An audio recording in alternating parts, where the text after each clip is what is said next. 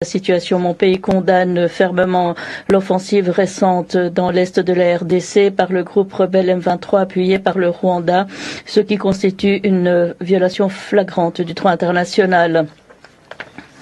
Ceci n'a eu de cesse d'attiser la crise humanitaire et d'accroître le risque de guerre régionale à grande échelle. L'Espagne condamne les graves violations des droits de l'homme commises dans le cadre de cette escalade de violence. Nous condamnons en particulier les exécutions sommaires, l'enrôlement forcé d'enfants, la violence sexuelle et fondée sur le genre et les déplacements forcés de centaines de milliers de civils que viennent de nous décrire les intervenants. Nous exhortons toutes les personnes concernées par le conflit à respecter les droits humains et le droit international humanitaire en garantissant ainsi à la population civile un plein accès à l'aide humanitaire et à la reprise des négociations dans le cadre des processus de Luanda et de Nairobi. De même, nous invitons instamment le Rwanda à respecter la souveraineté et l'intégrité territoriale de la RDC, à cesser d'appuyer de quelque manière que ce soit le M23 et à se retirer du territoire de la RDC. L'Espagne appuie la résolution présentée par la RDC qui demande la mise en place d'une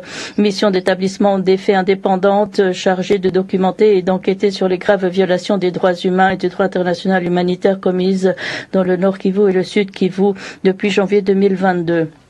Cette décision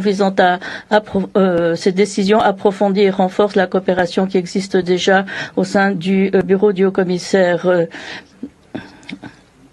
La décision de la Cour pénale internationale nous semble particulièrement importante.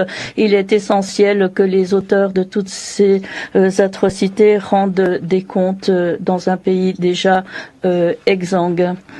Ce message est clair et il contribue à restaurer un monde axé sur des règles.